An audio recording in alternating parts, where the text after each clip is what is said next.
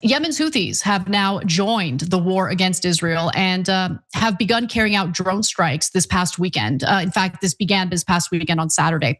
So Houthi military spokesperson Yahya Saree announced that the attacks were launched in support of the Republic of Iran. Take a look.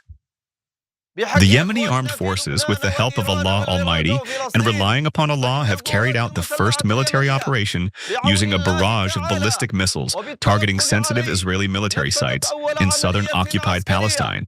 The American and Israeli enemy must immediately respond to international diplomatic efforts to halt the aggression against Iran and the countries of the Axis, as it is unjust, oppressive, and unjustified, and harms stability and security at both the global and regional levels, as well as the global economy.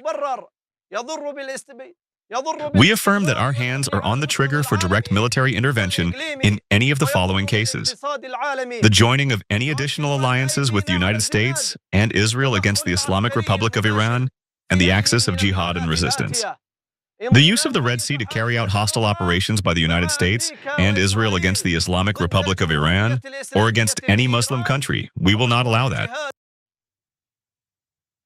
So I should note that the Houthis absolutely intend to target Israel as part of these operations. And Israel, look, the government of Israel is not only playing with the lives of innocent civilians, Arabs, Muslims, all of that, also playing with the lives of American service members who are constantly dragged into their wars.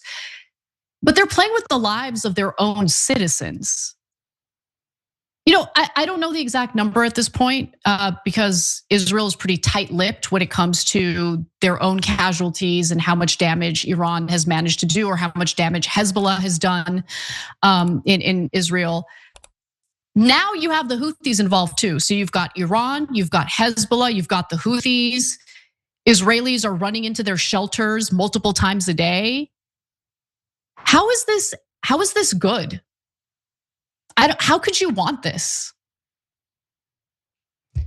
For what? You guys really didn't have enough land? I really don't get it. Anyway, Al Jazeera reports that the Houthis are planning to target Israel's military sites for now and do not plan to target US positions in the region unless the US attacks them first. So the US agreed to a ceasefire with Ansar Allah last year after conducting heavy bombing in Yemen that failed to stop Yemeni attacks on Israel, which were being launched in response to Israel's genocidal campaign in Gaza. That's according to Dave DeCamp over at antiwar.com. But the reason why I think this story is important is because of the economic leverage the Houthis have. And if you don't think they have any leverage, you'd be wrong. Take a look at this next video. The group controls most of northwestern Yemen and the capital, Sana'a, and a significant portion of the coastline on the Red Sea, a vital corridor for global trade. The Houthis' involvement comes as Iran is maintaining its effective closure of the Strait of Hormuz, where about 20% of global oil supplies transit. Now the Iran-backed group is threatening military action in the Red Sea if the waterway is used for, quote, hostile operations by the US and Israel against Iran. The corridor handles roughly 12 to 15% of global trade. Not good, not good. So you have the issues with the Strait of Hormuz now that the United States attacked Iran, and Iran controls the Strait of Hormuz, and so they're not allowing oil tankers and transport through the strait unless you're an ally, unless you've worked out some sort of deal with Iran and will agree to pay a toll. And then on top of that, you have the waterways that are controlled by the Houthis in Yemen, and we're already feeling the economic burden of this war, clearly. And so as Dave DeCamp at antiwar.com noted, the Houthis may reimpose the blockade on Israeli-linked shipping through the Bab al-Mandeb Strait, which connects the Gulf of Aden to the Red Sea. Shutting down the strait would significantly exacerbate the global economic fallout and rising oil prices from the US-Israeli war against Iran. Who wants this? Who would want this? This is stupid. But here we are. And I just want to remind you all that Trump gave up on defeating the Houthis. So how the hell are you going to defeat the IRCG? How were you dumb enough to get dragged into this war?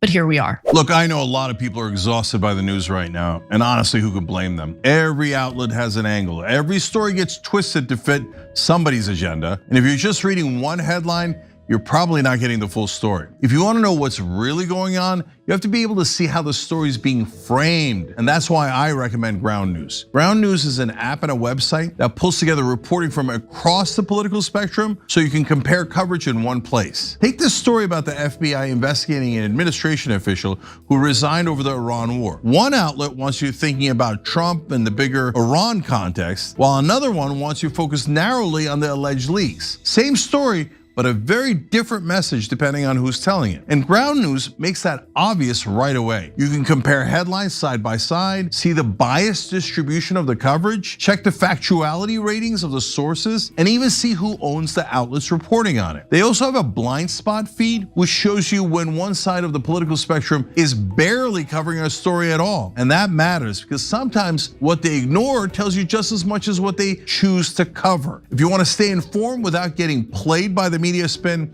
I think Ground News is a really valuable tool. Go to ground.news/TYT or scan the QR code.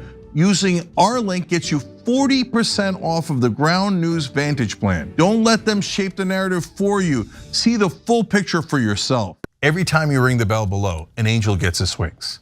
Totally not true, but it does keep you updated on our live shows.